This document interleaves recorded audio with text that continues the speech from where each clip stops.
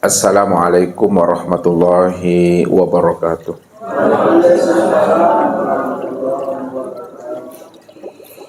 Alhamdulillah, alhamdulillahilladzi nawwir qulubana binuri ma'rifati wal yakin wa adkhilna ma'al awliya'i wassolihin. Wassalatu wassalamu ala sayyidina Muhammadin nabiyyi sayyidil mursalin wa ala alihi wa sahbihi rasulillahi ajma'in. Faqala Allahu ta'ala fil Qur'anil Karim, A'udzu billahi minasyaitonir rajim. Bismillahirrahmanirrahim. Sanurihim ayatina fil afaq wa fi anfusihim hatta yatabayyana lahum annahul haqq. Wa fil ardi ayatul lil muqinin wa fi anfusikum afala tubsirun. Sadaqallahul azim. Bapak Ibu, saudara-saudaraku, jamaah tauhid Rabbani, para muhibbin dan para pencari Tuhan yang dirahmati Allah. Sebagai ahli ibadah dan ahli zikir, wajib bagi dirinya untuk mengenal Allah dengan pengenalan yang sempurna, zahir dan batin. Supaya ibadah dan ketaatan yang kita kerjakan dan kita perbuat dalam kehidupan ini betul-betul ibadah yang ingat, ibadah yang sadar akan Allah Subhanahu wa ta'ala. Jikalau kita beribadah dan kita berzikir, lalu kita tidak mengenal yang diibadati, tidak mengingat kita apa yang kita zikirkan, maka itulah yang dikatakan namanya ibadah yang lalai dan zikir yang lupa kepada Allah Subhanahu wa ta'ala. Orang yang lupa kepada Allah, yang tidak mengenal akan Tuhannya, maka ibadah yang dia kerjakan selama ini dan sepanjang hidupnya, itulah ibadah yang hampa, ibadah yang sia-sia, yang tidak memberikan faedah dan hikmah buat dirinya, baik di dunianya maupun nanti di akhiratnya. Makanya Allah katakan kepada kita, wa man kana fi hazil a'ma fa huwa fil akhirati a'ma wa adallun sabila. Barang siapa yang buta di dunia, maka dipastikan dia buta di akhirat. Wa adallun sabila, maka tersesatlah jalannya itu. Maka orang yang tersesat jalannya itu tempatnya adalah di neraka. Nah, tersesat yang bagaimana yang Allah maksudkan tempatnya di neraka itu? Itu disebabkan karena mereka tidak mengenal Tuhan yang diibadatinya dan juga dia tidak mengingat Tuhan yang dia ingat itu. Maka inilah ibadah yang hampa dan sia-sia itu. Makanya baginda Rasul Nabi Muhammad sallallahu alaihi wasallam selalu memberikan pesan kepada kita ini. Apa kata beliau? Man sholat sholatan falam ta'murhu bil ma'ruf wa lam tanhau anil fahsya'i wal munkar lam yazdad biha minallah ila bu'dah. Barang siapa yang mendirikan ibadah sholat, maka sholatnya itu tidak mampu mengajak dirinya untuk kepada perbuatan yang ma'ruf, dan sholatnya juga tidak mampu mencegah dirinya daripada perbuatan keji dan munkar, lam yazdad biha minallah ila bu'dah. Maka sholatnya itu tidak membawa dia dekat kepada Allah, melainkan sholatnya itu membawa dirinya semakin jauh daripada Tuhannya. Inilah yang mesti kita pahami Bapak Ibu, supaya ibadah yang kita lakukan itu betul-betul ibadah yang senantiasa semakin dekat kita ini kepada Allah. Orang yang sudah dekat kepada Allah tentu hidup rasa dan kesadaran Tuhan itu di dalam kolbu, di dalam rohaninya. Rasa rindu, rasa cinta, rasa bermahabbah dan bermanja-manja dengan Tuhannya. Sehingga antara dirinya dengan Allah itu tidak ada lagi batas dan jarak. Sekiranya manusia ini dengan Tuhannya masih ada dinding, masih ada jarak, maka sesungguhnya menjadi jarak dan batas antara dirinya dengan Tuhan itu adalah hatinya yang ada di dalam dadanya. Inilah yang Allah jelaskan kepada kita. Wa'lamu annallaha yahulu bainal mar'i wa qalbihi wa annahu ilaihi tuhsyarun. Ketahuilah wahai jantung hatiku, kata Allah, sesungguhnya antara dirimu dengan aku tidak ada tembok pemisah. Antara dirimu itu tidak ada hijab dengan aku. Siapa yang mengatakan antara dirinya dengan aku ada tembok pemisah dan ada hijab, maka sebenar-benarnya hijab itu adalah hatimu yang ada di dalam dadamu.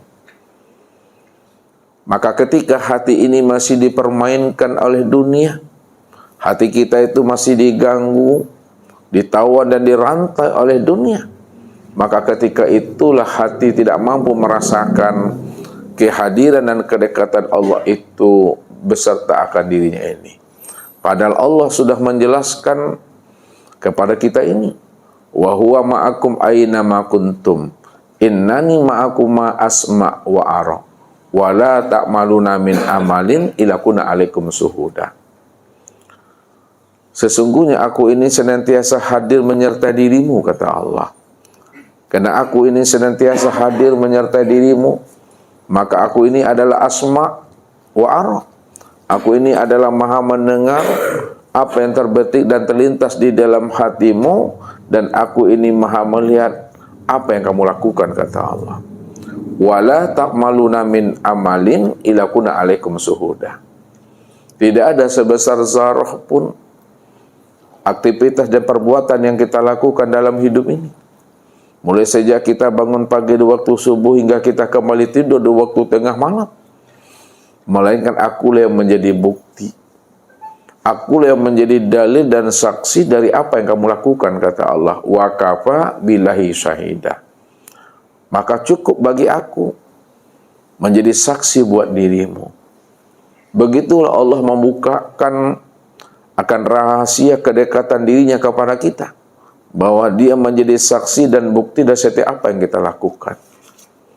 Mestinya Bapak Ibu, kalau Allah sudah mengutarakan akan rahasia kedekatan dirinya kepada kita, karena dirinya menjadi bukti dan dalil serta saksi buat diri kita, maka kita sebenarnya semakin hidup kesadaran Tuhan di dalam rohani dan kolbu kita itu, sehingga setiap saat, setiap waktu, setiap menit dan detik dari perjalanan kehidupan kita di alam syahadah ini benar-benar di dalam kandungan rahmat dan rahimnya Allah Subhanahu wa ta'ala. Inilah yang selalu membuat hidup kita itu tetap berjalan istiqomah di atas jalan hidayah dan petunjuknya, sehingga kita bisa merasakan kehadiran Allah itu sepanjang hidup kita ini. Makanya Allah katakan kepada diri kita, wa allau istaqamu ala tariqati la asqainahum ma'an ghadaqa. Jikalaulah kamu selalu istiqomah berjalan di atas jalan hidayah dan petunjukku, kata Allah, kamu hidupkan hati dan rohanimu kesadaran tentang aku ini senantiasa hadir beserta dirimu, aku ini menjadi saksi buat dirimu, kata Allah. Maka ketika itulah aku senantiasa membimbing dan menuntun hatimu itu untuk tetap berjalan lurus di atas jalan petunjuk aku. Orang yang berjalan di atas petunjuk Tuhan, itu buktinya bahwa hidupnya itu telah dibimbing, telah dituntun oleh Allah, dunianya sampai akhiratnya. Inilah yang membuat hidup kita ini nyaman dalam menjalankan cerita dan sandiwaranya di alam syahadah ini. Tidak ada kehidupan yang kita mesti khawatirkan dan kita takuti dalam kehidupan dunia, karena kita sudah bersama Allah. Akan tetapi bersama Allah itu bukan dalam bentuk ucapan kata-kata. Bersama Allah itu bukan dalam bentuk lafaz dan suara. Tapi bersama Allah itu betul-betul dalam bentuk rahasia hakikat diri yang telah kita pahami dan kita sadari, ya, bahwa Allah itulah sebenar-benarnya yang menjadi rahasia akan diri kita ini. Kalau Allah sudah menjadi rahasia hakikat diri kita, maka disitulah rahasianya wa huwa ma'akum aina ma kuntum. Aku senantiasa hadir beserta dirimu di mana saja kamu berada. Di mana ada kamu, disitulah nyatanya aku menjadi rahasia dirimu, kata Allah. Bukankah Allah juga menjelaskan kepada kita? Ma yakunu min najwa salasatin illa huwa rabi'uhum wala khamsatin illa huwa sadisuhum wala adana min zalika wala aksara illa huwa ma'ahum. Tidak ada di antara kalian yang bertiga saling berbisik-bisik, saling merahasiakan dan saling menyembunyikan. Ingatlah kata Allah, yang keempatnya itu adalah aku. Dan tidak ada di antara kalian yang berlima saling berbisik-bisik dan saling merahasiakan satu dengan yang lainnya. Ketahuilah kata Allah, yang keenamnya itu adalah aku. Wala adana min zalika wala aksar illa huwa ma'ahum. Tidak ada di antara kalian yang berkelompok-kelompok, yang berjamaah, walaupun kelompok dan jamaahnya jumlahnya yang sedikit atau jumlahnya yang banyak. Sadarilah kata Allah, aku tetap senantiasa hadir menyertai dirimu di mana saja kamu berada. Begitulah kehadiran Allah itu selalu pada diri kita ini. Kalau kita sudah menghidupkan kesadaran Tuhan pada diri kita, bahwa Allah 24 jam senantiasa menyertai akan diri kita ini, inna rabbaka akhatu bin nas, aku ini sudah wujud menyertai dirimu, aku ini sudah meliputi akan dirimu, kata Allah. Bahwa sesungguhnya yang memandang itu aku pada matamu, yang mendengar itu aku pada telingamu, yang bernapas itu akulah pada jiwamu, kata Allah. Maka ketika itulah sebenar-benarnya kita ini dengan Tuhan tidak berjarak di situ, Bapak Ibu. Kalau dibahasakan dengan bahasa perumpamaan dan kias, dekat yang tiada bersentuhan, jauh yang tiada berantara. Nah, kenapa dia dekat tiada bersentuhan, jauh yang tiada berantara?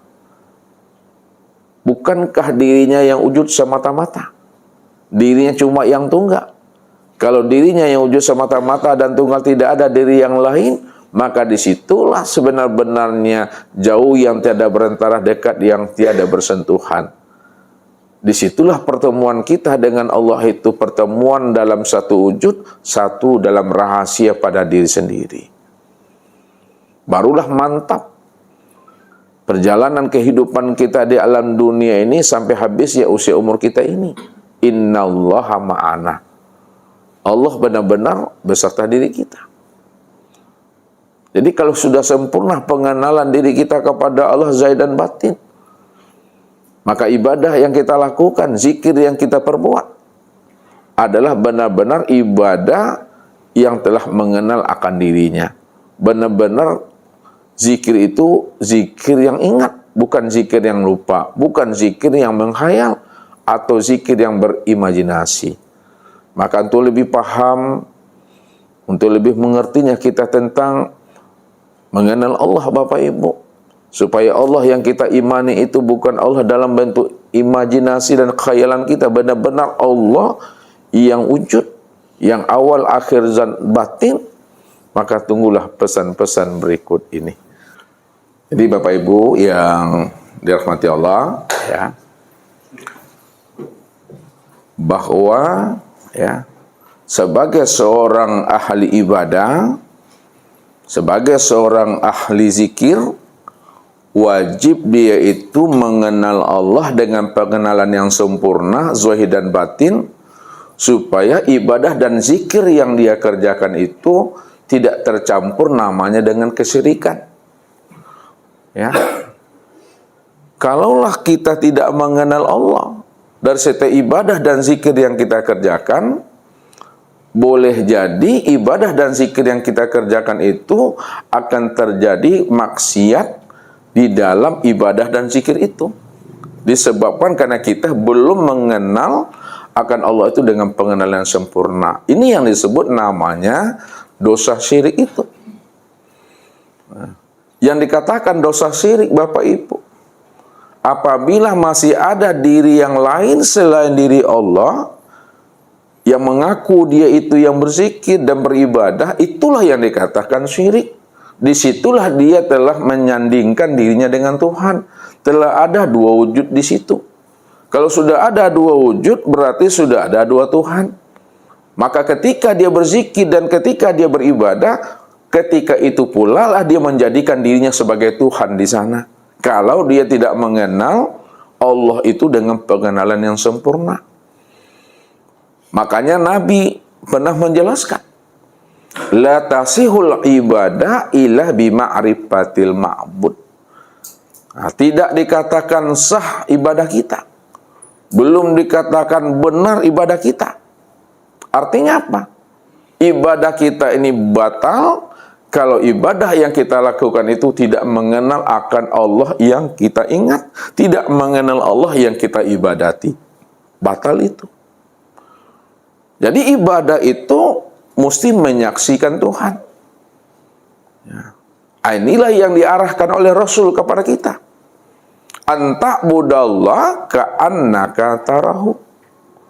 Beribadahlah kamu kepada Allah. Benar-benar Allah yang kamu ibadati itu, kamu sudah menyaksikannya. Kamu sudah melihatnya. Jadi beribadah itu puncaknya itu adalah musyahadah. Mesti menyaksikan Tuhan.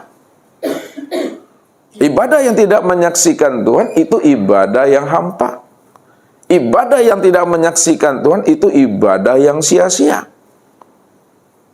Makanya orang-orang arifin, orang-orang arif billah mengatakan apa? La na'budu rabbana lam yara. Nah, kami tidak akan sembah Allah itu kalau Allah yang kami sembah itu belum kami saksikan, belum kami lihat. Berarti menyaksikan Allah dalam beribadah itu adalah suatu hal yang wajib. Ya, suatu hal yang wajib bagi diri kita.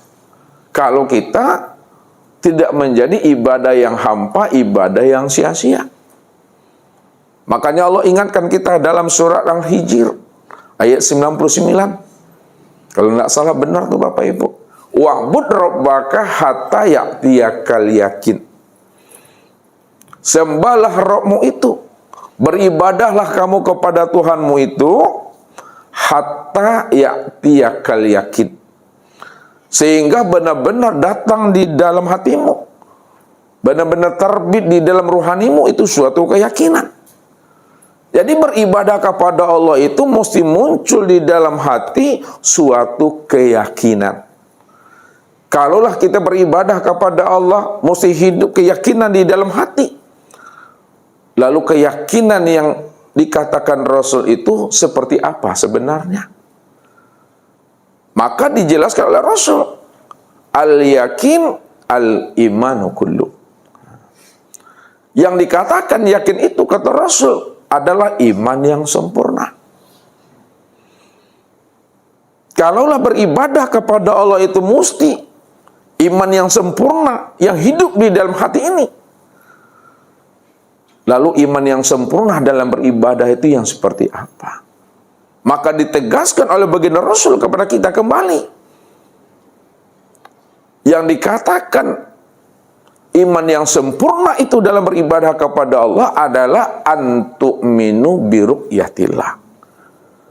Di mana kamu benar-benar menyaksikan Allah yang kamu imani itu. Inilah puncak daripada ibadah itu. Makanya di dalam surah Az-Zariyat ayat 56 itu Allah katakan apa kepada kita?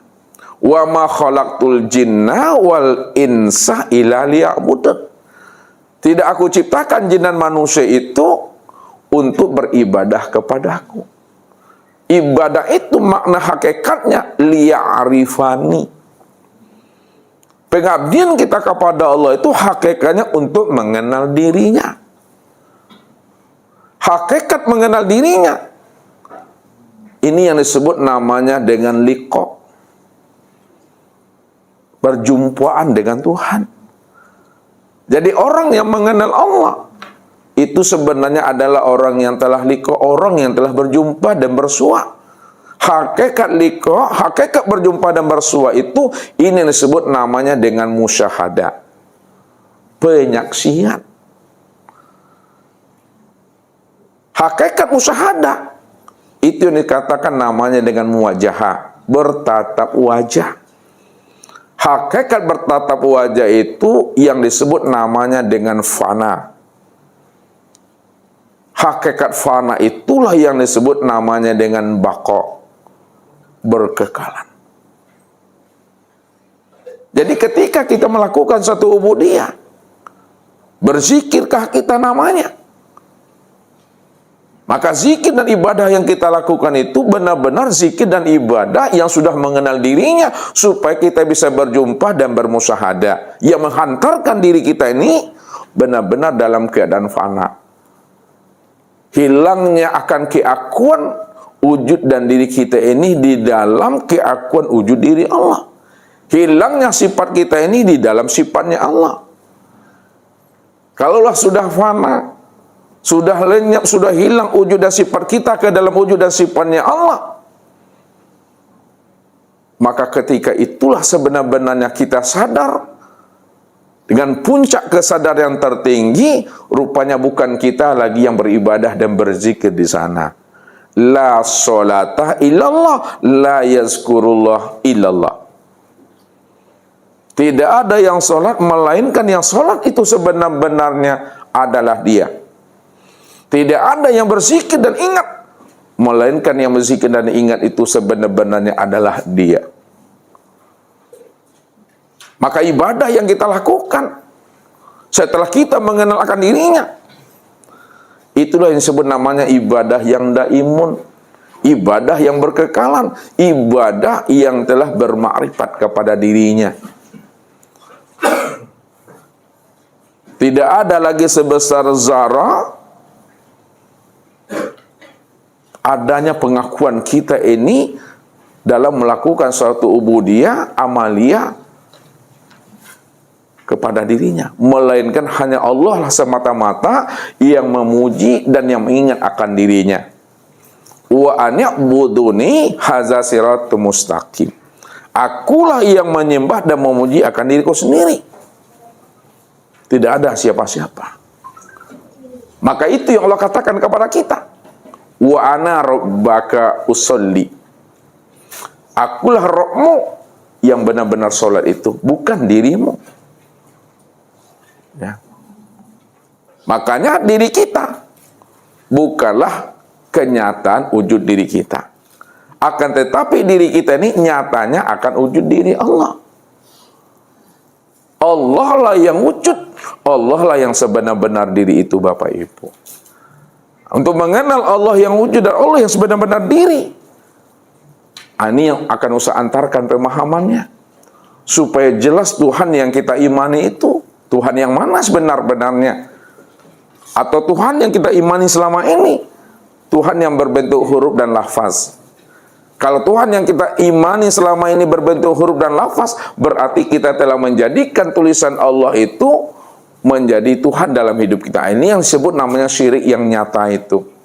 Padahal Allah mengatakan wa minan nasi may ya'budullaha ala harfin. Ada sebahagian daripada manusia ini, dia mengaku menyembah aku, dia mengaku mengingat aku, dia mengaku bertuhan kepada aku. Sebenarnya yang disembah dan diingat dan dituhankannya itu bukan aku, melainkan adalah huruf Allah, lafaz Allah dan tulisan Allah. Jadi untuk lebih jelas Bapak Ibu pemahaman tentang Tuhan, ya, ini diperhatikan betul. Ustaz akan tinggikan kajian kita malam hari ini, ya. Di dalam Al-Quran surat Al-Insan Bapak Ibu, ya, dijelaskan oleh Allah ayat 1 itu, hal atah alal insan hinu minad dahri lam yakun say'an mazkura. Telah datang kepada manusia, kepada insan satu waktu dari masa yang tidak pernah bisa disebut. yang tidak pernah bisa diceritakan, dijelaskan, diungkapkan dengan kata-kata dan suara. Kalaulah ada masa dan waktu, ya, yang tidak pernah bisa dijelaskan, diungkapkan dengan kata-kata, lalu siapa yang ada pada masa itu? Sebelum disebut insan, sebelum disebut namanya waktu dan masa, dan sebelum disebut namanya alam. Yang ada ketika itu adalah dirinya. Bahkan kata-kata dirinya juga belum ada kata pada itu. Maka masa inilah yang disebut masa ghaibul ghuyub namanya. Masa ghaibul ghuyub itu masa kehampaan dalam ketiadaan. Mana masa kehampaan dalam ketiadaan itu? Masa kegaiban di dalam kegaiban. Ini yang disebut namanya masa kehampaan dalam ketiadaan. Yang tidak pernah bisa disebut, yang tidak pernah bisa diceritakan. Inilah yang dikatakan rahasia hakikat diri Tuhan itu. Jadi rahasia hakikat diri Tuhan itu betul-betul hampa dalam ketiadaan. Kosong, sebenar-benar kosong. Benar-benar tidak ada, Bapak Ibu. Karena dia adalah kosong, benar-benar tidak ada. Maka dimunculkanlah suatu istilah menjelaskan dirinya dengan sebutan ghaibul ghuyub. Gaib di dalam kegaiban. Kosong di dalam kekosongan. Tak bisa dijamah di situ, tidak bisa dijangkau. Karena dia tidak bisa dijamah dan dijangkau, dianalisa oleh ilmu pengetahuan dan oleh akal fikir. Maka disitulah dia menamai dirinya dengan Allah. Jadi Allah itu nama bagi kekosongan itu. Allah itu nama bagi kekosongan. Allah itu nama bagi kehampaan. Allah itu nama yang tidak bisa disebut. Nama yang tidak pernah bisa dianalisa, diuraikan dengan kata-kata dan ilmu pengetahuan. Itulah yang dikatakan Allah itu nama bagi dirinya. Kehampaan itu yang sebenarnya. Yang membuat kita itu panik aku. Itu. Ya. Yang membuat kita ini terheran-heran dan tercengang-cengang. Itu yang Allah itu. Disitulah dikatakan Allah itu nama bagi kekosongan, nama bagi ghaibul ghuyub, nama bagi hampa dalam ketiadaan itu. Nah, yang kosong itulah sebenarnya yang ada itu. Hampa dalam ketiadaan itulah sebenar-benarnya diri yang sebenar wujud, diri yang sebenar ada. Maka segala yang ada, segala yang wujud. Kita ini ada, segala sesuatu ini ada. Adanya di dalam ketiadaan. Ya. Segala yang wujud, segala yang ada, semua kita ini ada di dalam ketiadaan. Ada dalam kekosongan. Ada dalam kehampaan. Bagaimana memahaminya kita ini ada di dalam ketiadaan? Segala yang wujud dan segala yang ada di dalam kekosongan itu. Ini yang disebut namanya ilmu mengambil buah di dalam biji. Menebang pohon di dalam bijo. Bukan ajo dah. Bijo. Tahu bijo? Biji. Nah, lihat. Ustaz mengantarkan pemahaman ini. Ya. Ini gambar apa namanya nih, Bu? Pohon nih. Pohon apa namanya? Jadi karena Ustadz yang menulis, Ustadz yang tahu tuh. Ya. Ini batang pohon. Ya, kita anggap batang pohonnya tuh batang pohon mangga. Anggap. Kita lihat ya. Ya, daun, ini daun ya. Ranting ya. Batang urat ya akar nih. Nah, kalau kita lihat dari atas, dari pucuk nih ya, dari pucuk sampai ke daun, sampai ke ranting, sampai ke dahan, sampai ke pokok, sampai ke akar, yang nampak sama Bapak Ibu tuh yang mana? Dari ujung sampai akarnya yang nampak apa situ? Yang nampak apa? Yang nampak itu batang, Pak Ji. Batang. Ya, siapa yang lagi yang berani tampil beda? Yang nampak itu apa? Yang nampak itu adalah biji. Biji apa? Biji mangga.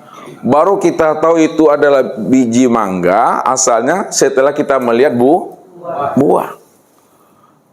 Nah, kalau kita sudah melihat buahnya, itu buah mangga, pastilah segala ini dari pucuk, dari ranting, dari dahan, dari batang sampai akar itu berasal daripada biji. Itulah biji mangga tuh. Ya. Inilah yang Ustadz maksud mengambil buah di dalam biji. Belum kita memetik buah itu lagi dan nampak kita biji itu. Belum kita memotong batang tuh dan nampak kita biji itu. Jadi kita memotong batang tuh di dalam biji, mengambil buah tuh di dalam biji. Apa maksudnya memotong mangga, memotong batang mangga ini di dalam biji, mengambil buah itu dalam biji? Maksudnya bahwa segala yang wujud ini, mulai dari pucuk, mulai dari daun, ranting, dahan, akar itu, semuanya itu sumbernya adalah daripada biji ini. Kan dari biji inilah munculnya urat. Nah itu tuh, mandang di bawah ke atas, muncul namanya dahan, batang, perdahan, ranting, baru buah, daun, pucuk, muncul buah dia. Jadi pandangan kita itu memandangnya kepada biji ini, Bapak Ibu. Biji itulah asalnya. Asal daripada urat, asal daripada batang, asal daripada ranting, asal daripada dahan, asal daripada daun, asal daripada pucuk, asal daripada buah itu. Dari biji ini mesti dipandangkan. Ini yang disebut namanya suhudul wahda fil kasroh. Nah, nih. Suhudul wahda bil kasrah. Pandang yang satu pada yang banyak. Pandang biji ini maka nampaklah batang itu semuanya. Atau kebalikannya, suhudul kasrah bil wahda. Nah, pandang yang banyak pada yang satu. Pandang dari pucuk nih sampai ke akar-akar ini nampaklah yang satu tiang biji itu. Apa makna rahasianya? Nah, lihat kita antarkan ke sini. Ya, pandanglah sekalian alam ini. Pandang segala sesuatu, pandang segala yang wujud, apapun bentuknya, apapun rupanya, apapun namanya, segala bentuk dan rupa itu dan segala nama itu berasal daripada kekosongan ini. Nah, kekosongan itulah yang disebut namanya dengan Tuhan. Atau disebut namanya Rabbul Izzati. Atau yang dikatakan namanya biji. Allah itulah biji dari segala sesuatu. Atau disebut nama kiasnya adalah titik. Allah itu yang sebenar-benar titik sebenarnya. Nah, dari biji, dari titik itu muncul segala yang ada ini. Nah, segala yang ada itu dipandang munculnya daripada biji. Itulah diri Tuhan sebenarnya. Ya. Nah, kalau sudah terpandang Allahnya tadi, maka disitulah sempurnanya pandangan kita memandang segala sesuatu. Pandang Allahnya apa yang dilihat oleh mata. Apapun bentuk dan rupanya yang dilihat oleh mata, maka yang terpandang adalah Allah. Ya. Apapun yang dipandang daripada ranting, dahan, pucuk, daun, yang terpandang itu adalah bijinya. Ya. Jadi dari biji inilah munculnya segala yang wujud ini. Akar kan namanya, batang kan namanya, dahan kan namanya, ranting kan namanya, daun kan namanya, pucuk kan namanya, buah kan namanya. Anda pandang ini. Begitu juga lah kita memandang Allah itu. Bahwa segala yang wujud, segala yang ada, itulah sebenar-benarnya wujud nyatanya akan dirinya. Maka yang dirinya itulah yang dikatakan Tuhan. Namanya Allah. Jadi Allah itu nama daripada dirinya yang kosong itu yang sebenar-benarnya. Ini yang Tuhan itu Bapak Ibu. Yang nggak bisa disebut tuh. Nggak bisa lagi diceritakan. Itu yang dia sebenarnya. Jadi kalau disebut Allah, Allah itu nama bagi siapa Bapak Ibu? Allah itu nama bagi dirinya. Diri yang mana? Yang nggak bisa disebut. Nah, jadi Allah itu nama bagi dirinya yang kosong itu yang nggak bisa disebut. Tuh dia tuh. Ini yang rahasia diri Bapak Ibu. Inilah rahasia segala sesuatu. Inilah hakikat segala yang wujud. Itulah Tuhan itu. Ini yang makna inna lillahi wa inna ilaihi raji'un itu maknanya itu. Sesungguhnya alam dan dirimu itu berasal daripada dirinya. Wa inna ilaihi raji'un. Karena segala sesuatu itu berasal daripada dirinya, maka tentu pulang dan kembali lagi kepada dirinya. Maka sesuatu itu karena asalnya daripada dirinya, sesuatu itulah yang disebut namanya wujudullah. Sesuatu itu yang disebut namanya dengan wujudullah. Sesuatu itu yang disebut namanya wujudullah. Wujudnya Allah. Nah, sekarang sebelum kita gunakan bahasa sesuatu, sebelum kita gunakan bahasa alam, sebelum kita gunakan bahasa makhluk, mana yang dikatakan sesuatu alam dan makhluk itu yang sebenar-benarnya, yang dikatakan wujudullah. Yang dikatakan sesuatu alam dan makhluk yang sebenar-benarnya, yang dikatakan wujudullah itu adalah nur. Ini dia. Inilah yang disebut namanya sesuatu itu. Ini yang disebut namanya alam. Ini yang disebut namanya makhluk itu yang sebenar-benarnya. Maka alam, sesuatu dan makhluk itu adalah wujud nyatanya akan dirinya yang kosong itu. Dalam pemahaman kajinya, untuk melihat yang kosong, lihat kepada yang wujud. Itu ilmunya tuh. Untuk melihat yang kosong, lihat kepada yang wujud. Karena yang wujud itulah sebenarnya diri yang kosong itu.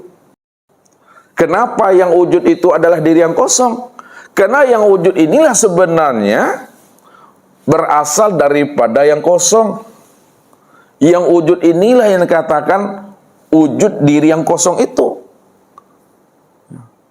Disinilah Ustadz katakan tadi bahwa yang wujud itu berada di dalam tiada. Itu bahasa kiasnya aja tuh. Segala sesuatu itu berasal daripada tiada. Sekalian alam itu berasal daripada tiada. Kenapa sekalian alam, segala sesuatu yang wujud dan yang ada itu berasal daripada tiada? Karena segala sesuatu yang wujud dan yang ada itu sebenarnya kenyataan daripada diri yang tiada itu. Diri yang tiada itulah diri yang kosong itu. Diri yang kosong itu yang diri Tuhan. Yang disebut namanya Allah. Allah itu nama diri yang kosong. Allah itu nama dia yang nggak bisa disebut. Allah itu nama diri yang kehampaan itu. Itu maksudnya. Nah, dalam bahasa kiasnya tadi, ini yang biji tadi itu. Itu yang biji. Tuhan itulah yang satu titik itu. Tuhan itulah asal segala sesuatu yang ada itu. Ini yang dipahami. Karena dia ingin dikenal, dia ingin diceritakan, ya, maka dia mentajalikan dirinya. Itu bahasanya. Dia menampakkan dirinya. Jadi penampakan dirinya itu yang disebut namanya dengan nur. Ini dia. Sebut namanya dengan nur.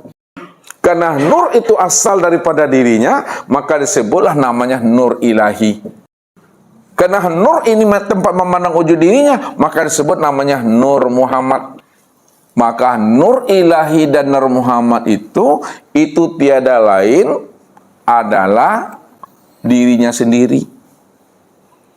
Disitulah dikatakan nur ilahi dan Nur Muhammad itu kenyataan untuk memandang wujud dirinya.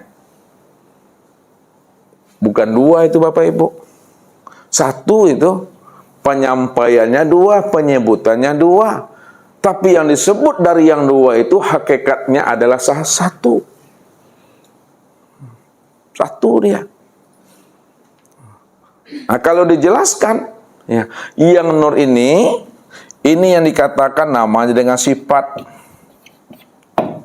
Sedangkan yang kosong, yang tiada, yang hampa disebut namanya, ini yang disebut namanya zat. Sifat itu ada di dalam zat. Begitu dia ilmunya tadi itu. Sifat ada di dalam zat. Jadi sifat itu ada karena adanya zat. Kalaulah sifat itu ada karena adanya zat, lalu siapa sifat? Sifat inilah kenyataan untuk memandang zat. Jadi diuraikan dia dalam penyampaian gaji, nyatanya zat karena sifat, nyatanya zat itu karena sifat. Zahirnya sifat itu karena zat. Dia memahaminya Bapak Ibu. Sebenarnya yang nyata itu sifat atau nyata itu zat. Zat itulah yang nyata. Ketika dia nyata maka disebut sifat dia. Baru zahir ilmunya. Lalu mana yang dikatakan dengan zat? Ini untuk menzatkan ilmu. Yang disebut zat itu adalah sifat. Zat yang disifati, itu dia. Ya, saya ulangi lagi untuk menzahirkan ilmunya. Mana yang dikatakan zat? Yang dikatakan zat itu adalah zat yang disifati. Nah, sifat inilah sebenarnya wujud nyatanya zat itu yang sesungguhnya. Kenapa disebut zat? Jadi disebut zat, ya, untuk menjelaskan tentang dirinya, ketinggian dirinya, kehalusan dirinya. Karena dirinya nggak bisa dijangkau oleh akal dan ilmu pengetahuan, maka diberilah, ya, pemahamannya dengan istilah zat. Jadi zat itu menunjukkan dirinya nggak bisa disebut, nggak bisa dijangkau itu. Nah, kalau kita sudah sampai kepada puncak yang sebenar-benarnya, tak boleh pula kita mengatakan Tuhan itu zat, tak boleh. Tak boleh pula kita mengatakan Tuhan itu sifat, tak boleh. Tak boleh pula kita menyebut Tuhan itu asma. Nih. Tak boleh pula kita mengatakan Tuhan itu adalah af'al. Tak boleh kita. Ya, jadi Tuhan itu bukan af'al, bukan asma, bukan sifat, bukan zat. Kalau tidak boleh kita menyebut af'al, asma, sifat, dan zat, lalu Tuhan itu yang mana? Allah saja. Tapi Allah yang kita sebut itu bukanlah Allah lafaz, bukanlah Allah kata-kata. Makanya Bapak Ibu jangan bertuhan kepada lafaz Allah. Jadi Tuhan yang kita maksud itu bukanlah Tuhan yang lafaz Allah. Ya. Ya, lafaz Allah ini adalah nama untuk mengenali akan dirinya yang kosong itu. Itu dia. Ya. Allah itu, lafaz Allah itu adalah nama untuk menjelaskan dirinya yang kosong itu. Jadi kalau Ustadz bilang Allah, jangan tulisan Allahnya yang dipahami. Ya, kalau Ustadz bilang Allah, jangan kata-kata Allahnya itu yang dipahami. Kalau Ustadz bilang Allah, jangan suara Allah itu yang dipahami. Lalu mana yang Bapak Ibu pahami kalau Ustadz bilang Allah atau Bapak Ibu mengatakan Allah? Itu Allah yang kosong loh. Allah yang hampa itu. Itu Allah yang benar-benar kosong. Lalu apa hubungannya dengan Allah? Allah ini adalah nama dari yang kosong itu. Allah itu nama dari yang kosong tuh. Yang kosong tuh dirinya. Karena dia nggak bisa disebut, nggak bisa dianalisa, nggak bisa dijangkau oleh akal fikir dan ilmu pengetahuan, maka disebutlah namanya Allah. Jadi Allah tuh nama bagi diri yang kosong itu.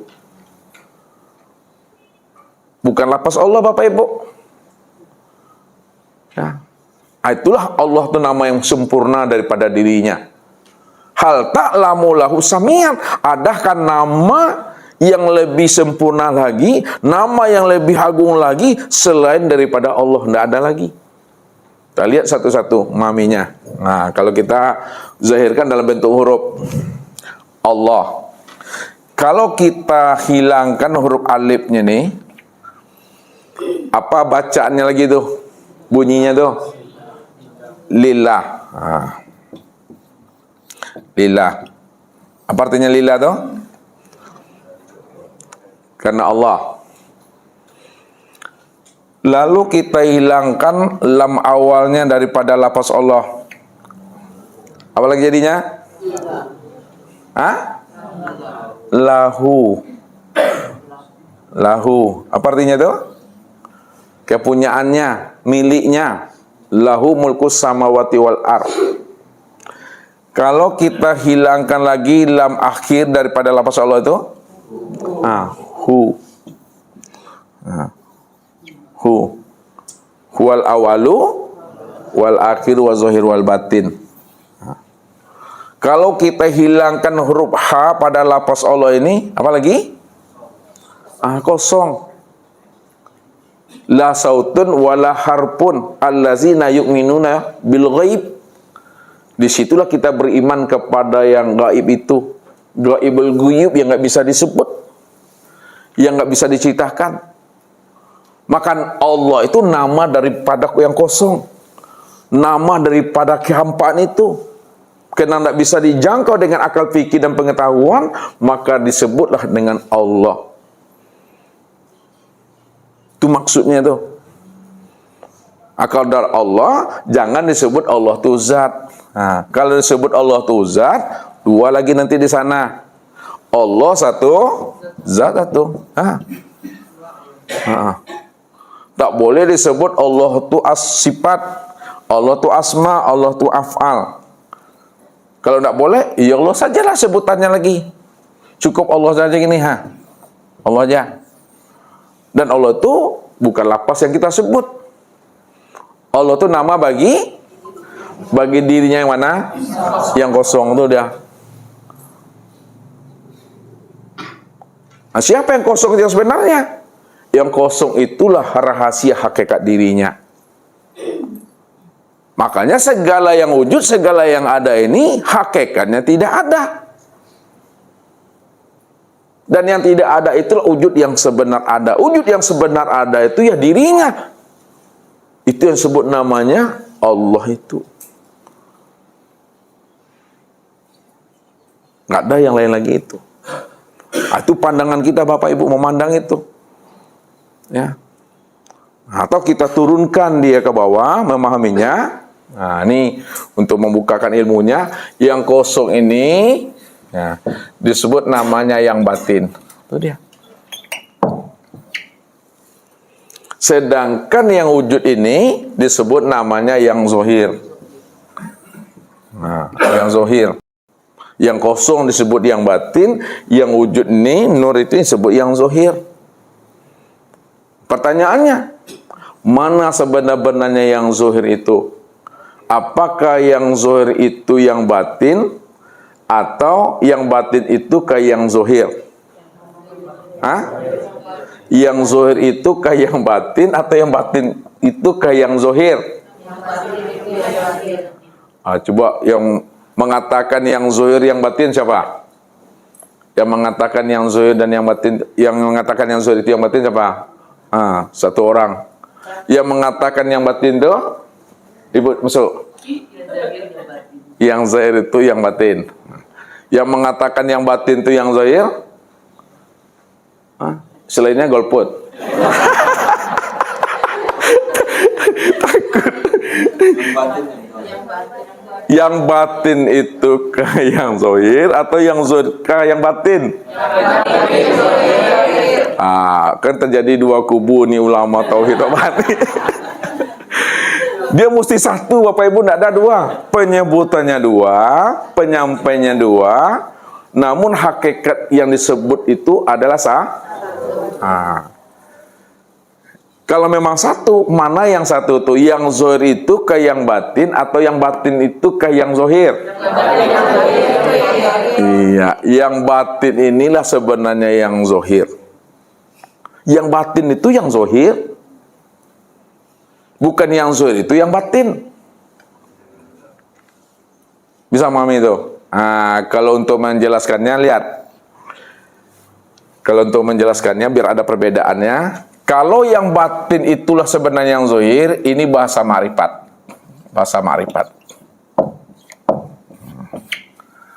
Yang batin itulah yang zohir. Kalau bahasa hakikat, ini bahasa hakikat namanya.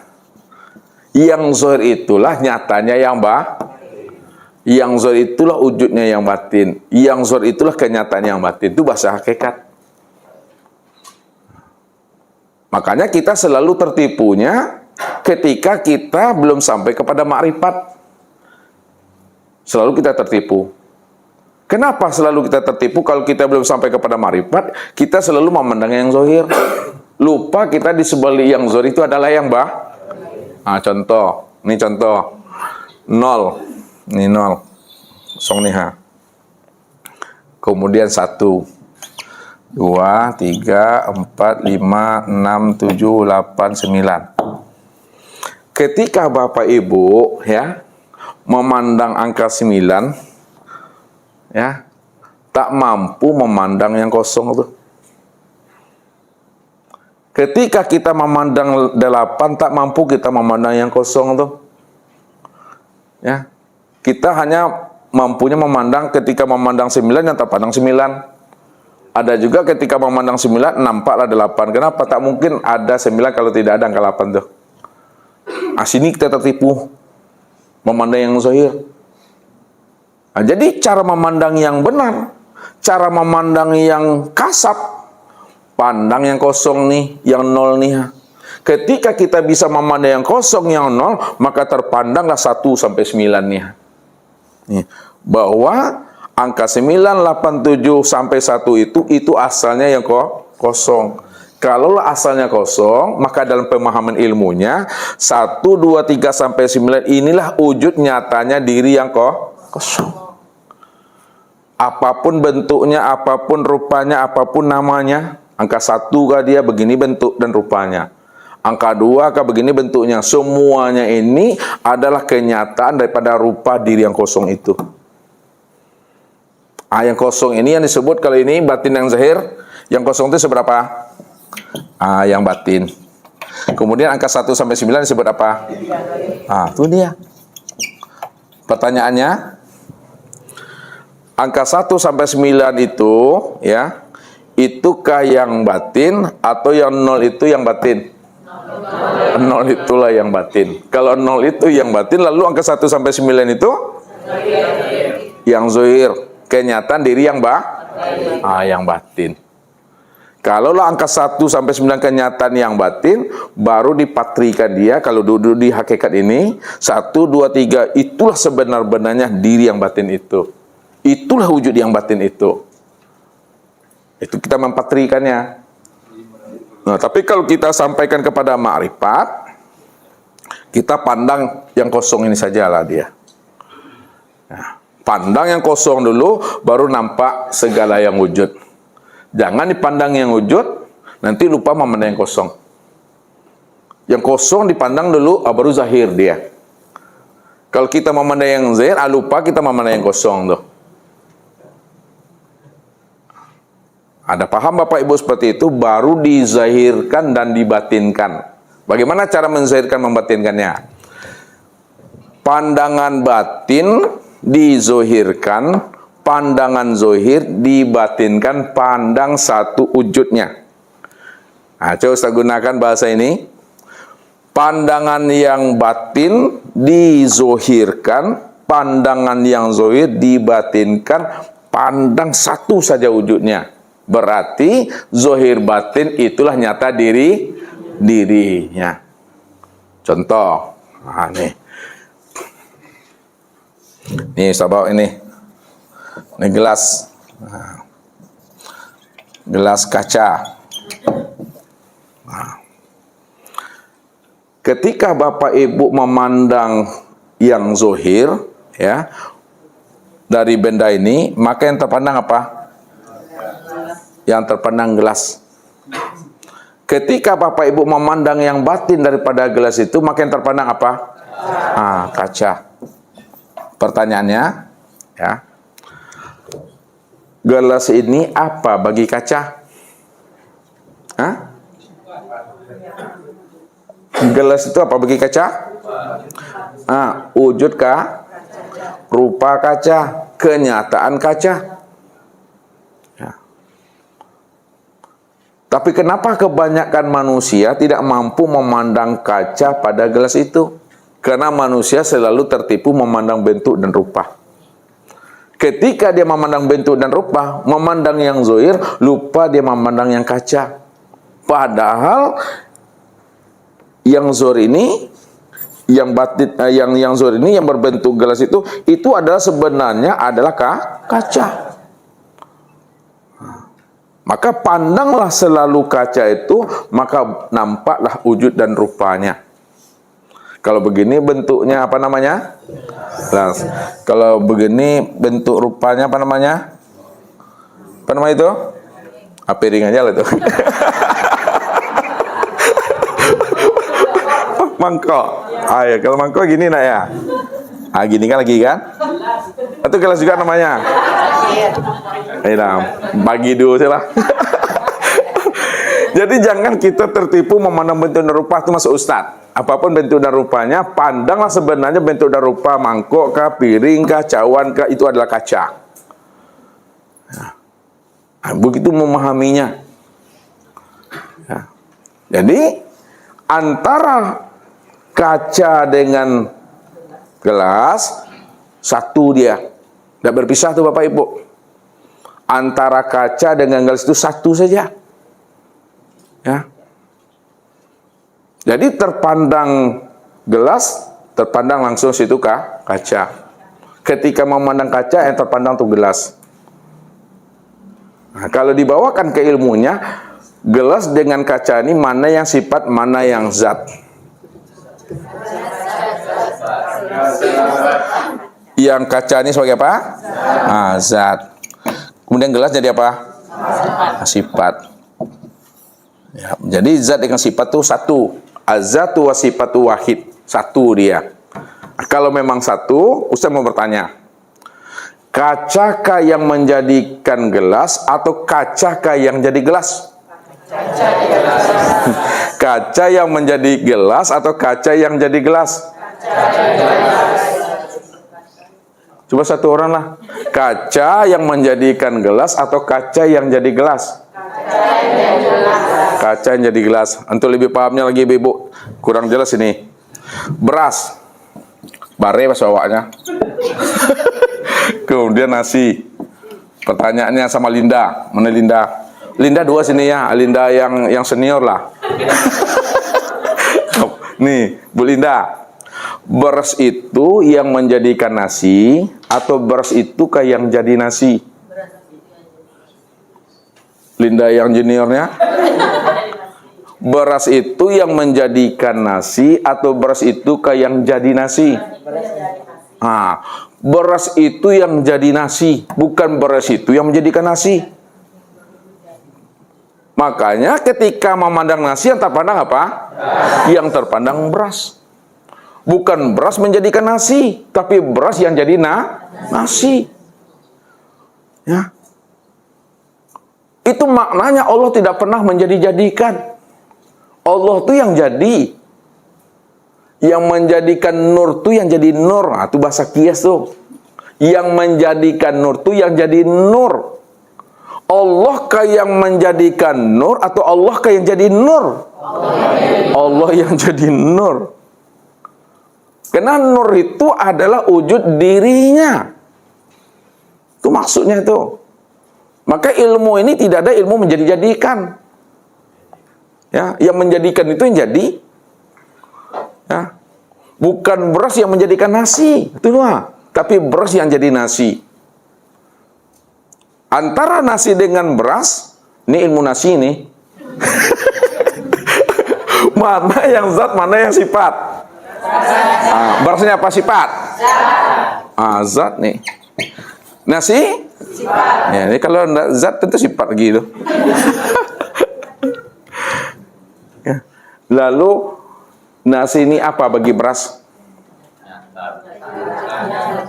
Kenyataan beras, rupanya beras, wujudnya beras tuh. Nah, setelah paham Bapak Ibu, ya, jangan pula dikatakan beras itu nasi, nasi itu beras. Itu mesti dipahami. Gunakan ilmunya yang arif dan bijak. Ya, beras katakan beras, nasi katakanlah nasi. Jangan disebut nasi itu adalah beras, beras itu nasi. Kalau disebut beras itu nasi, nasi itu beras, gini nanti ya. Jangan dikatakan Allah itu adalah makhluk, makhluk itu Allah. Jangan dikatakan Allah itu sesuatu, sesuatu itu Allah. Ya. Allah bilanglah Allah, sesuatu bilanglah sesuatu. Jangan dibilang Allah itu manusia, manusia itu Allah. Sebutlah manusia adalah manusia, Allah adalah Allah. Manusia tak pernah jadi Allah, Allah tak pernah jadi manusia. Ini cara menghantarkan kajiannya supaya tidak keliru orang memahaminya. Walaupun hakikatnya sebenarnya tidaklah seperti itu. Ya. Yang menjadikan insan itu yang jadi insan. Bukan Allah menjadi manusia. Ya, ini kan bahasa menjadikan itu kan membuat Bapak Ibu keliru nanti jadinya. Ya. Yang menjadikan itu yang jadi. Bukan Allah menjadi manusia. Ini cara menghantarkannya bagaimana Bapak Ibu bisa berbahasa, orang bisa mengerti. Makanya Ustaz katakan dengan bahasa kias, beraskah yang menjadi nasi atau beraskah yang menjadikan nasi? Yang benarnya apa? Beras jadi nasi. Nah, diantarkan dengan bahasa kiasnya, yang menjadikan nasi itu yang jadi nasi. Nah, itu kan bahasa berkias tuh, yang menjadikan nasi itu yang jadi nasi. Siapa yang menjadikan nasi itu? Berasnya. Yang menjadikan nasi itu yang jadi nasi. Sebenarnya tidak ada bahasa menjadikan. Beras itu jadi nasi, bukan beras itu menjadikan nasi. Ya, begitu memahami ilmu ini. Jadi ilmu kita ini untuk menghantarkan supaya kita terpana Allah sajalah di situ yang wujud semata-mata, itu maksud ilmu itu. Bukan Allah jadi ini, bukan Allah jadi itu. Salah Bapak Ibu memahami nanti. Disitulah orang-orang arifin itu mengatakan ma yahruju baina syafatain ilal isyarati wal iktibar. Apa yang keluar dari dua bibir ini hanya menunjukkan isyarat saja, menunjukkan iktibar saja. Maka pahamilah makna yang tersurat dan yang tersirat di balik kata-kata yang keluar daripada bibir ini. Pahami makna yang tersembunyinya, itu maksudnya. Jangan hanya sebatas mendengarkan bunyinya, mendengarkan lafaznya, tapi tak mampu kita mengambil iktibar dan pelajaran di balik kata-kata itu. Begini pula kita cara memahami Allah ini. Bukan lafaz Allah itu yang Allah, tapi pahamilah di balik kata-kata Allah itulah yang Allah. Berarti Allah itu menjelaskan tentang dirinya yang kosong itu. Kalaulah Allah itu menjelaskan tentang dirinya yang kosong itu, berarti Allah itu nama bagi diri yang kosong. Allah itu nama bagi diri yang kosong, yang tidak bisa disebut. Jadi bukan lafaz Allah ini Allah. Inilah maknanya ma yahruju baina syafatain ilal isyarati wal iktibar. Apa yang keluar dari dua lisan, dua bibir, menunjukkan isyarat dan iktibar saja.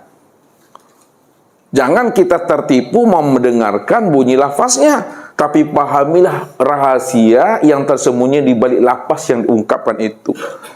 Jadi lafaz Allah yang kita sebut itu untuk menjelaskan tentang rahasia dirinya yang kosong, yang tidak bisa disebut. Ya. Jadi Allah tuh nama bagi dirinya yang nggak bisa disebut, yang kosong itu. Bahasa singkatnya, Allah tuh nama bagi diri yang kosong. Nah, itu aja lah tuh Bapak Ibu. Ya kan? Kok lambe lo loadingnya kok. Nah, itu aja dipersingkat kajinya itu mah. Allah tuh nama bagi diri yang kosong itu, yang nggak bisa disebut tuh. Itu tadi itu. Ah, ini yang asal tuh. Ini yang hakikat rahasia Tuhan tuh yang kosong. Nah, sekarang yang kita kaji selama ini dikaji oleh ulama-ulama tauhid, bukan yang kosong ini yang dikajinya. Yang dikaji itu yang mana? Yang dikaji itu adalah wujudnya. Yang dikaji itu adalah sifatnya. Yang dikaji itu adalah segala yang ada, segala yang wujud ini. Nah, kalau kita kaji itu, lalu tidak mau kita memahami di balik rahasia yang wujud itu, masih tertipu juga kita di sana nantinya. Nah, jadi maksud Ustadz, kalau digunakan dengan bahasa kaji, yang dibahas selalu adalah sifat. Yang dibahas adalah selalu sifat. Yang sifat ini yang disebut namanya apa? Seberapa namanya kalau bahasa hakikat, apa namanya ini? Bahasa hakikatnya apa namanya? Wujudullah. Bahasa torikatnya miratillah. Bahasa syariatnya hamba. Apa lagi selain hamba? Makhluk. Apa lagi? Sesuatu. Apa lagi? Alam. Dan itu tuh.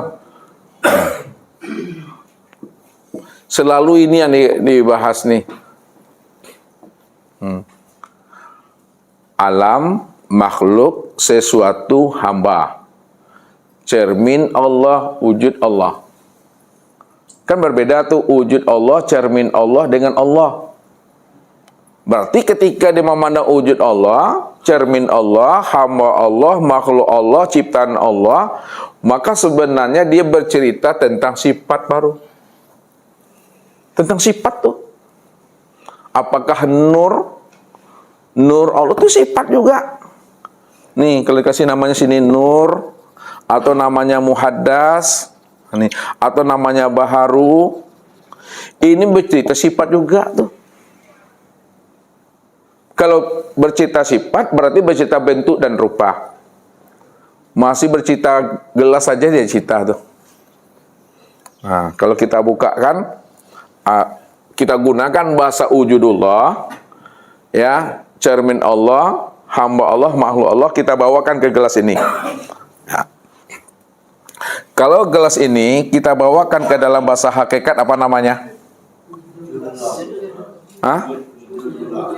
Mana pula wujudullah? Wujud gelas. Wujud gelas namanya. Nah, kalau dibawakan bahasa tarikat, cermin gelas. Itu dah.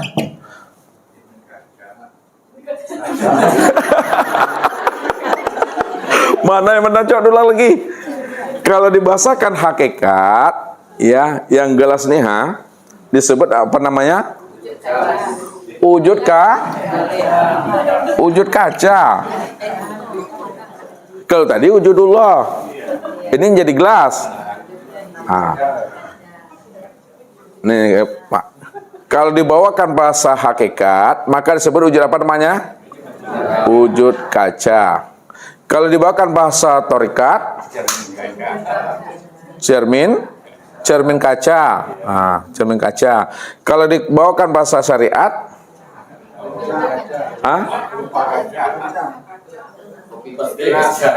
kopi paste kaca. Sesuatu, ya, makhluk ciptaan, itu sebutannya. Begitulah kita memahami ini, sifat ini. Maka sifat ini dalam bahasa hakikatnya sebut wujudullah. Bahasa tarikatnya cermin Allah. Bahasa syariatnya hamba Allah. Maka situ ada hamba Allah. Nah, ada cermin Allah. ada wujud Allah. Kan berbeda tuh, hamba Allah, cermin Allah, wujud Allah. Ada hamba, ada Allah, ada cermin, ada Allah, ada apa nih? Wujud, ada Allah. Yang mana yang Allah, yang mana yang hamba. Sama gitu memahaminya. Walaupun dia itu esa dan satu. Nah, kalau kita pisahkan, kita pisahkan dahulu bahwa segala yang ada ini itu disebut namanya wujudullah, wujud Allah. Segala yang ada nih, ya, segala yang berbentuk dan segala yang berupa, segala sesuatu itu disebut wujud Allah, bukan Allah. Ini dipisah dulu Bapak Ibu ya, dipisahkan dulu. Wujud Allah, bukan Allah tuh. Rupa Allah, bukan Allah. Kalaulah segala yang ada ini disebut wujud Allah dan bukan Allah, lalu mana yang Allahnya? Yang Allahnya itu yang kosong tadi, yang nggak bisa disebut. Yang kosong itu yang Allah. Makanya yang kosong dengan yang wujud itu berpisah nggak itu? Nggak berpisah, dia satu dia tuh. Antara kaca dengan gelas berpisah atau satu dia tuh? Satu. Ya, wujud kaca. Wujud kaca, bukan kaca, wujud kaca. Mana yang kacanya? Ini yang kacanya itu. Ya, itu yang benar bahasanya untuk memudahkan kita. Maka digunakan tajalli. Nah, tapi kalau kita dah paham makna tajalli itu, boleh kita ganti bahasa tajalli itu kenyataan, cermin, ya, copy paste, salinan, belahan, percikan, itu dia boleh. Tapi kalau kita nggak paham menggunakan bahasa salinan, percikan, duplikat, bayang-bayang, belahan, ya, pecahan, bagian, gunakanlah bahasa bakunya tajalli. Bahwa segala yang ada ini adalah tajalli min tajaliyatillah. Segala yang ada ini adalah tajalli kenyataan daripada diri Tuhan itu. Jadi segala yang ada disebut wujud Allah. Mana yang Allah? Allah itu yang kosong tuh, yang nggak bisa disebut. 1 sampai 9. Ini wujud apa namanya nih? Wujud kosong, wujud yang nol nih. Pemandangnya. Ini wujud yang nol, wujud yang kosong. Berarti berpisah enggak 1, 9 itu dengan 0 tuh? Tidak. Kalau tidak berpisah, berarti angka 1 sampai 9 itu ada di dalam tiada, ada di dalam 0. Itu maksudnya itu. Kita ini ada, kita ini wujud. Sifat itu ada, sifat itu wujud, ada di dalam tiada. Kalau digunakan tiada itu zat, sifat itu ada di dalam zat. Kalau digunakan wujud, wujud itu ada di dalam kekosongan. Kalau gunakan bahasa ada di dalam ketiadaan. Nah, itu aja dia cara penempatan katanya. Namun dia tidak pernah berpisah. Untuk melihat yang kosong, lihatlah kepada yang wujud. Maka yang wujud itulah kenyataan yang kosong. Untuk melihat zat, lihatlah kepada sifat. Sifat itulah kenyataan zat. Untuk melihat yang batin, lihatlah kepada yang zahir. Yang zahir itulah kenyataan yang batin. Maka sesungguhnya yang batin, ya, ini yang nggak bisa disebut tuh. Karena dia nggak bisa disebut, maka diberilah namanya dengan Allah. Jadi Allah itu nama dari yang kosong itu, nama yang nggak bisa disebut. Itu dia tuh, nama yang agung. Nah, barulah dipatrikan. Yang batin dizohirkan, yang zohir dibatinkan. Pandang satu wujudnya itu. Udah sempurna tuh Bapak Ibu. Memandang Allah itu zahir dan batin. Pandangan zohir dibatinkan, pandangan batin dizohirkan. Pandang satu wujudnya, bahwa diri yang zohir dan diri yang batin itulah dirinya. Jangan dipisah-pisahkan juga lagi. Sama memandang gelas dengan kaca itu. Yang zahir dibatinkan, yang batin dizahirkan. Rupanya gelas dengan kaca itu satu dah tuh. Ketika memandang gelas terpandang kaca. Tapi sebaliknya, siapa yang tidak mampu memandang kaca pada gelas, apa namanya tuh? Artinya butuh sange itu. Siapa yang tidak mampu memandang kaca pada gelas, artinya butuh sange, itu yang sebenar-benarnya. Siapa yang tidak mampu memandang Allah yang wujud, yang nyata, yang terang dan jelas pada dirinya disebut apa tuh? Butuh sange juga tuh dah. Sange butuh dah tuh. Apalagi sengaja menolak akan wujud nyatanya Allah pada dirinya. Siapa yang menolak wujud nyatanya Allah pada dirinya? Apa kata Allah? Ulaikal ladzina kafaru bi ayati rabbihim wa liqaihi fala nuqimu lahu yaumal qiyamatil wazna. Barang siapa yang kafir, yang menolak, yang mengingkari aku ini adalah wujud dan nyata pada dirinya. Dirinya itu wujud nyatanya aku, kata Allah. Lalu dia tidak yakin melihat dan menyaksikan aku, berjumpa dengan aku dalam satu wujud pada dirinya. Fahabitat a'maluhum. Maka seluruh amalnya hancur. Ketika seluruh amalnya hancur, fala nuqimu lahu yaumal qiyamatil wazna, maka di akhirat tidak ada lagi diperhitungkan. Amal nggak bisa diperhitungkan lagi. Udah hancur. Jadi jangan ditolak, jangan diingkari, jangan dikafiri wujud nyatanya Allah itu pada diri. Berarti imanilah bahwa diri ini wujud nyatanya Allah secara sempurna. Kalau kita tolak wujud nyatanya Allah pada diri, mati kita waktu menolak itu. Itulah mati kafir itu. Wa may yartadi minkum an dinihi fayamut fahuwa kafir.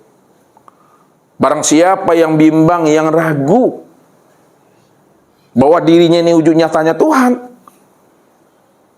ragu dia bahwa dirinya wujud nyatanya Tuhan, yang melihat tuh dirinya, yang mendengar tuh dirinya, yang berkata tuh dirinya, yang berjalan tuh dirinya, yang diam tuh dirinya, ragu dia tentang dirinya bahwa dirinya itu nyatanya Tuhan. Andai kata dia mati gitu Tuhan, matinya kafir itu. Jadi jangan sekali-kali kita ingkari dan kita tolak kehadiran Allah itu pada diri. Nah, siapa yang menolak kehadiran Allah pada diri, maka kafir matinya nanti itu. Nah, ini rahasianya. Makanya kita disuruh untuk memurnikan keesaan dirinya. Apa maknanya itu? Kita ini disuruh untuk memurnikan keesaan dirinya. Apa maksud kalimat Ustaz tuh? Kita ini disuruh oleh Allah untuk memurnikan keesaan dirinya. Memang dia satu-satunya. Hah? Memang dia satu-satunya. Iya. Jangan sampai terpandang ada diri yang lain. Jangan sampai terlihat diri yang lain. Pahamilah diri yang lain nggak pernah ada. Sesuatu yang lain tidak pernah ada. Ya. Siapa yang mengatakan ada diri yang lain, ada sesuatu yang lain selain dirinya, maka sudah ada dua Tuhan di situ. Itulah Allah menjelaskan tentang dirinya itu ahad. Jangan sampai terpandang yang lain. Dia sajalah yang terpandang. Apa firman Allah tuh? Bahwa dia saja yang terpandang pada segala sesuatu ini ketika kamu hadapkan wajahmu ke barat, timur, utara, selatan. Apa ayatnya tuh? Hah? Satu orang loh. Rian, apa ayatnya Rian? Pak Jazinuddin? Oh, tak ingat, dia lupa berarti itu. Pak Zuhar. Itu dia. Walillahil masyriq wal maghrib. Walillahil masyriq wal maghrib. Fa ainama tuwallu fasama wajhullah. Walillahil masyriq wal maghrib. Kepunyaan Allah lah barat dan timur, timur dan barat. Masyriq itu timur, maghrib itu barat. Kepunyaan Allah lah timur dan barat. Fa ainama tuwallu. Maka di mana saja kamu palingkan wajahmu, fasama wajhullah, maka di sana adalah wajah Allah. Benar nak Bapak Ibu paham dan mengerti? Ketika Ustadz suruh Bapak Ibu memandang kepada mik ini, yang terpandang sama Bapak Ibu mik atau Allah? Sebab Allah katakan tadi apa? Fa aina ma tuwalu fasamma wajhullah. Kemanapun kamu hadapkan wajahmu, maka yang terpandang aku. Ketika Bapak Ibu hadapkan wajah Bapak Ibu kepada mic ini, yang terpandang apanya nih? Mic-nya atau Allahnya nih? Allah. Ini Allah nih. Mic. Berarti kafir kita tuh. Kemanapun kamu hadapkan wajahmu, yang terpandang aku, kata Allah. Padahal adakah mic selain Allah? Adakah Allah selain mic? Ini menjebak-jebaknya pertanyaannya nih. Allah bentuk mic.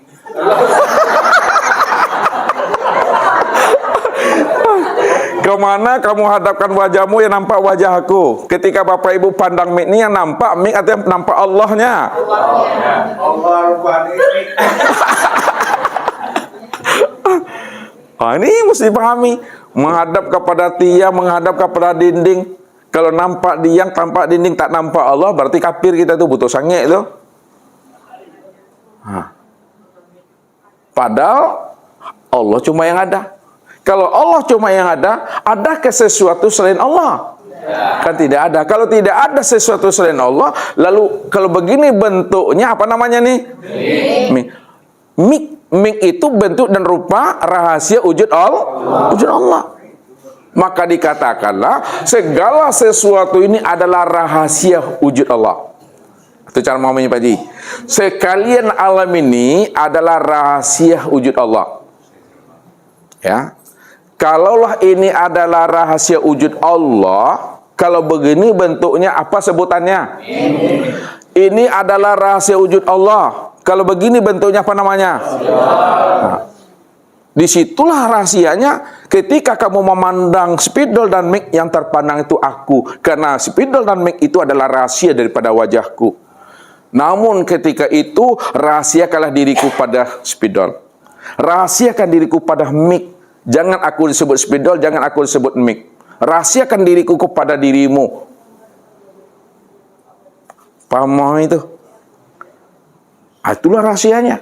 Jadi yang terpandang itu tetap wajah Allah. Ini wajah Allah nih. Apa sebutannya nih? Ini wajah Allah nih. Apa sebutannya? Mic. Ini wajah Allah nih. Apa sebutannya? Papan tulis. Jadi sekalian alam, segala sesuatu itu rahasia wujud Allah. Kalaulah segala sesuatu rahasia wujud Allah, maka rahasia wujud Allah itu tiada lain adalah diri Allah itu semata-mata. Itu yang sebut namanya nama rahasia yang tersembunyi. Nama rahasia Allah yang tersembunyi secara sempurna disebut insan.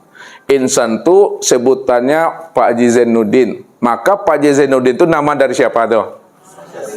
Nama rahasia diri Allah yang nyata pada insan. Ya, Haji Zainuddin itu nama rahasia diri Allah yang tersembunyi pada insan. Insan itu nama rahasia diri Allah yang tersembunyi yang yang ke-100. Insan itu yang ke-100. Haji Zainuddin yang ke berapa tuh? 101. Udah sempurna tuh, udah tuh memahaminya. Jadi kemanapun kita hadapkan wajah kita, yang nampak Allahnya. Nampak Allah nyata pada tiang, pada dinding, pada semuanya. Maka segala sesuatu tadi itu, itulah rahasia wujud Allah. Itu dia sebenarnya. Jadi tidak berlaku apa itu Ustaz? Tidak berlaku. Pandang Allah apa yang dipandang oleh mata, tidak berlaku itu. Iya, sempurna lah itu. Pandang Allahnya apa yang dilihat oleh mata. Jadi apa yang dilihat oleh mata, yang terpandang adalah Allah. Itu maksudnya tuh. Benar tuh Pak Haji apa? Pak Ribai. Allah itu kan nama yang sempurna. Maka rahasiakanlah nama Allah itu pada segala sesuatu. Jangan disebut Allah itu sesuatu. Walaupun kita paham, memang sesuatu itu itulah nyatanya rahasia wujud Allah. Itu disembunyikan, dirahasiakan. Begitulah cara menyampaikan kajinya. Makanya orang dah sampai kepada makom ma'rifat, tak ada kata dan suara, jangan ditunjuk-tunjuk. Ya, jangan disebut-sebut. Kalau tak boleh ditunjuk, tak boleh disebut, itu ngapa lagi? Dipandang-pandang saya lah. Ya, diam, dipandang-pandang aja lagi. Jangan disebut. Jangan ditunjuk-tunjuk. Kalau disebut dan ditunjuk, lain yang disebut, lain pula yang tunjuk. Lain yang ditunjuk, lain pula yang disebut. Yang kita maksud Allah, tapi yang ditunjuk apa? Nanti yang mik. Nah, dia salah tuh nanti tuh. Jadi kalau udah sampai kepada puncak pemahaman Tuhan itu, jangan disebut, jangan ditunjuk, diam saja, pandang-pandang saja lah lagi. Itu maksudnya. Jangan diungkapkan. Kalau disebut, kalau diungkapkan, salah nanti. Situ yang disampaikan Nabi. Apa hadisnya itu, Pak Ardi? Bahwa diam itu puncaknya. Apa hadisnya? Man arafallah. Loh. Iya. Ini kalau digadap payah dia. Nih. Man arafallah kala sanahu. Barang siapa yang sudah kenal Allah, siapa yang sudah kenal Allah, bahwa dialah yang wujud, ya, dia yang awal, dia yang akhir, dia yang zahir, dia yang bersifat, dia segala-galanya, kala lisanahu, kelu lidah itu, kata yang tiada terkatakan, tak bisa lagi disebut. Sebab kalau disebut, nanti rancu maknanya. Ya. Keliru maknanya nanti. Jadi jangan disebut. Diam saja, kemudian pandang-pandang saja. Itulah tuh. Kalau disebut dalam rangka belajar dan mengajar. Ya. Jadi kalau kita sebut, kita uraikan dalam rangka belajar dan mengajar untuk membukakan paham, untuk memberi paham. Kalau sudah paham, diam. Bukti pahamnya apa? Itu diam kan? Nggak boleh bertanya lagi. Kalau bertanya tanda tak paham. Ya aku udah capek bulan ya. Itulah tuh bahasanya. Mungkin itu Bapak Ibu ya, rahasia tentang hakikat diri Tuhan, bahwa hakikat rahasia Tuhan itu adalah kosong dalam ketiadaan. Kalau dipahami, yang tidak ada itu yang dirinya. Ya. Karena dia tidak bisa disebut, tidak bisa dijelaskan, tidak bisa diuraikan lagi, disebutlah namanya dengan Allah. Jadi Allah itu nama daripada yang tidak bisa disebut. Allah itu nama dari yang kosong tuh. Itu maksudnya itu. Nah, sedangkan yang ada ini wujud dari yang kosong. Yang ada ini wujud dari yang kosong tuh. Pandanglah bahwa wujud daripada dari yang kosong, ya dialah semata-mata. Jadi jangan dicari-cari juga Tuhan itu lagi. Siapa yang mencari Tuhan, itu butuh sange itu. Ya, siapa yang mencari-cari Tuhan juga butuh sange. Untuk apa Tuhan itu dicari? Karena dia sudah nyata pada diri sendiri. Diri sendiri inilah nyatanya dirinya. Jangan dicari juga Tuhan itu lagi. Itu rahasia ilmu ini. Sehingga Bapak Ibu benar-benar kala lisanahu itu. Apapun kata orang, ya pahami aja lah. Ya. Yang penting kita paham dan mengerti ya tentang rahasia diri Tuhan itu. Situlah banyaknya kita diam. Kita banyak menyikmatinya. Jalani aja lagi. Maka keputusan kaji itu, ya, keputusan kaji itu pada iman. Iman itu nampak pada kepatuhan. Sami'na wa ta'na. Tampak sabarnya, tampak ikhlasnya, itulah keputusan pandang pada apa? Coba Pardi lagi. Keputusan kaji pada iman. Keputusan pandang pada itu dia.